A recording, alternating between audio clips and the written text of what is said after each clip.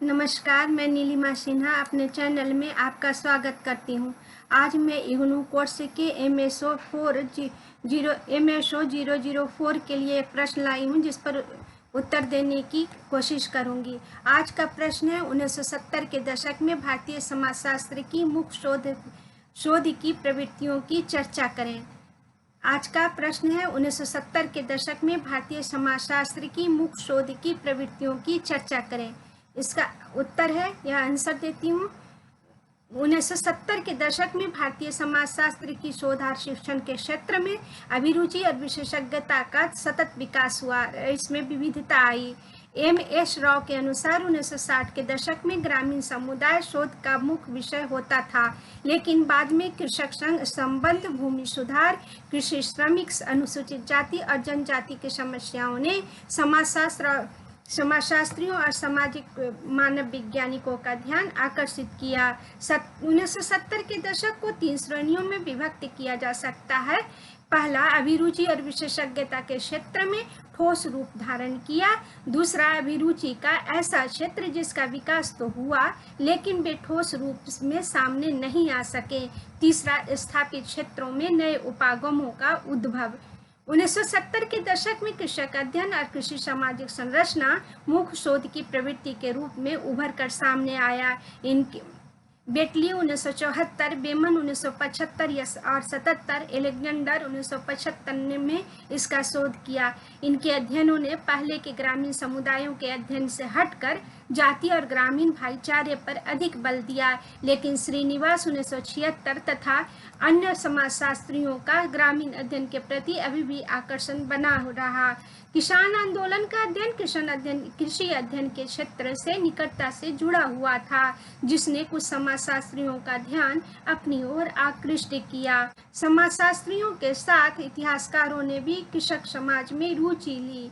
कृषक आंदोलन से संबंधित अध्ययन समान रूप से सामाजिक आंदोलनों का ही एक हिस्सा था, जिसने 1970 में ठोस रूप ले लिया। अनेक प्रकार के आंदोलन जैसे पिछड़ी जाति का आंदोलन, संप्रदायवादी आंदोलनों को प्रकाशित भी किया गया, जैसे MS राव 1978 में। समाजशास्त्र में अभिरुचि के 3 अन्य क्षेत्र जिन्होंने 70 के दशक में मूर्त रूप धारण किया। पहला, औद्योगिक समाजशास्त्र, दूसरा शहरी समाजशास्त्र तथा तीसरा सामाजिक स्तरीकरण।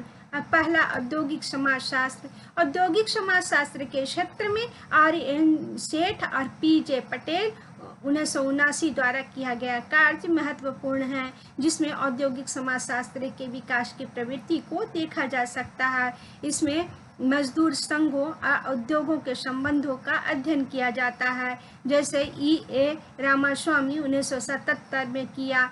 औद्योगिक समाजशास्त्र का अध्ययन अध्यापन विश्वविद्यालयों में MA और MPhil स्तर पर कराया जाता है। दूसरा, शहरी समाजशास्त्र। भारत में शहरी समाजशास्त्र को इस गलत अवधारणा से नज़रअंदाज किया जाता है कि भारत गांवों का देश है, लेकिन 1970 के दशक में इसे महत्व दिया गया। ग्रामीण शहरी प्रवास, शहरी विकास और तंग गंदी बस्तियों की समस्याओं ने समाजशास्त्रियों का ध्यान अपनी ओर आकर्षित किया। शहरी समाजशास्त्र के विभिन्न पहलुओं का अध्ययन किया गया। इसमें ग्रामीण शहरी प्रवास, जनसांख्यिकी, गंदी बस्तियां, शिक्षा, जातीय संघर्ष, स्तरीकरण इत्यादि का अध्ययन शामिल है। देसाई और पिल्लई 1970, अल्फ्रेड डिसूजा 1979 तथा अन्य समाजशास्त्रियों ने शहरी तंग बस्तियों की ओर विशेष ध्यान आकर्षित किया। तीसरा, सामाजिक स्तरीकरण। 1970 के दशक में तीसरी अभिरुचि और विशेषज्ञता का प्रमुख क्षेत्र सामाजिक स्तरीकरण था। 1970 के दशक में बड़ी संख्या में शोध प्रकाशित किए गए, जिसमें आंद्रे बेटली 1977, योगेंद्र सिंह 1977, विक्टर डिसूजा 1977 के प्रयास प्रमुख थे। विशिष्ट वर्ग के अनेक अध्ययन भी इस दशक में दृष्टिगोचर हुए।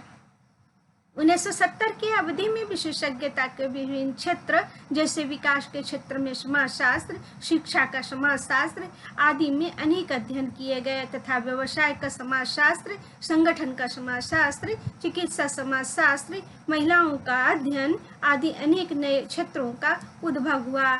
धनाग्रे 1993 के अनुसार 1950 के बाद समाजशास्त्र और मानव विज्ञान के क्षेत्र में बदलाव होने के बावजूद सभी शोध कार्यों का त्याग नहीं किया गया। वास्तव में शोध की निरंतरता में अधिक पैनापन आया, नई प्रवृत्तियां उभर कर सामने आई, लेकिन पुरानी प्रवृत्तियों को 1950 और 1960 के दशक में समेकित किया गया। इसमें महत्वपूर्ण विषय उभर कर सामने आए, उनमें से जाति और स्तरीकरण, परिवार और नातेदारी, धर्म और अनुष्ठान और ग्रामीण स्तरीकरण प्रमुख थे। इन सभी में जाति और स्तरीकरण भारतीय समाज की ऐसी संरचनात्मक वास्तविकता थी जिसने भारतीय समाजशास्त्रियों और मानव वैज्ञानिकों को निरंतर अपनी ओर आकर्षित किया। लेकिन हाल के वर्षों में जाति और स्तरीकरण के संबंध में किए गए अध्ययन में गुणात्मक अध्ययन देखा जा सकता है।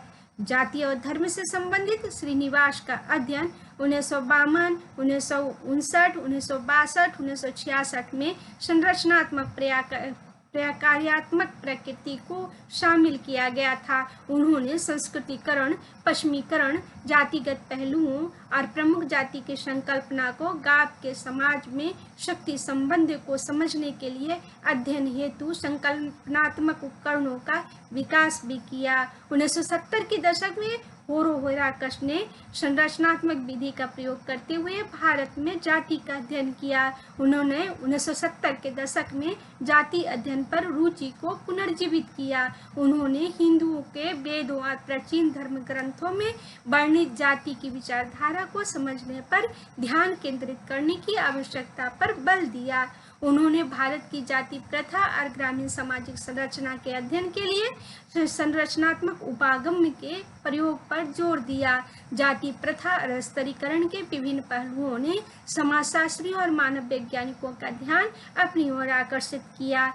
भारत में राजनीतिक विकास, सामुदायिक विकास कार्यक्रमों का प्रभाव, पंचायती राज व्यवस्था, लोकतांत्रिक विकेंद्रीकरण और अन्य कार्यक्रमों का दूरगामी परिणाम सामने आया।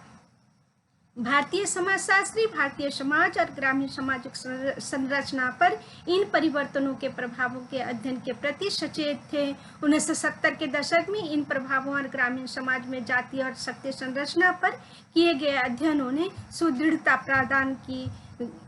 1970 में ग्रामीण समाजशास्त्र के क्षेत्र में भी नई प्रवृत्ति का विकास हुआ।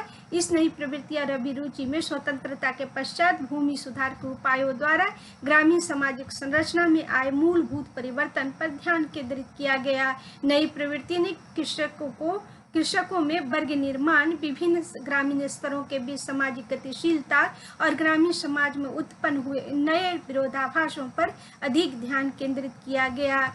योगेंद्र सिंह 1970 के अनुसार निसूक्ष्म स्तर से उत्पन्न नई प्रवृत्ति के बृहद स्तर पर विश्लेषणात्मक कार्य किया। समाजशास्त्र में कृषक समाज अध्ययन से समीपता से संबद्ध इस नई प्रवृत्ति ने सामाजिक आंदोलन, विशेष रूप से किसान आंदोलन का अध्ययन किया। A.R. देसाई द्वारा भारतीय राष्ट्रीय आंदोलन और इसकी सामाजिक पृष्ठभूमि पर किए गए अध्ययनों में वर्णित इसकी वर्गगत संरचना और इसमें मौजूद विरोधाभास बहुत ही महत्वपूर्ण थे। 1970 और उसके बाद के दशक में और भी अनेक प्रकार के शोध क्षेत्र की प्रवृत्ति का विकास हुआ, जैसे विचलन का समाजशास्त्र, विधि का समाजशास्त्र, ज्ञान का समाजशास्त्र, विज्ञान का समाजशास्त्र इत्यादि प्रमुख थे। भारतीय समाजशास्त्र शोध की प्रमुख प्रवृत्तियों में संरचनात्मक उपागम अथवा सैद्धांतिक अभिविन्यास भी बहुत लोकप्रिय रहे हैं, जिन्हें J.P.S. ओबराय 1974, T.N. मदान 1975 और बीना दास 1977 जैसे समाजशास्त्रियों के कार्यों में देखा जा सकता है। इन प्रवृत्तियों की आने वाली वर्षों में अधिक गतिशील होने की संभावना है। निष्कर्षतः हम कह सकते हैं कि 1970 के दशक में भारतीय समाजशास्त्र के शोध प्रवृत्तियों ने अनेक तरह की विविधता आई और इन्होंने भरपूर विकास किया। हालांकि इन शोध क्षेत्रों के अध्ययन में व्यापक भिन्नता थी। शोध अध्ययनों की कार्य क्षेत्र अलग अलग थी। धन्यवाद। वीडियो पसंद आया तो चैनल को सब्सक्राइब करें, वीडियो को लाइक करें, अपना कमेंट दें। तब आपका विचार हम तक पहुंच सकेगा। आप कमेंट करेंगे तो आगे भी मैं वीडियो दे सकूंगी, और आपके मन के अनुसार या आवश्यकता के अनुसार वीडियो बनाना हो तब भी मैं कोशिश करूंगी आपके लिए कार्य करने का। धन्यवाद।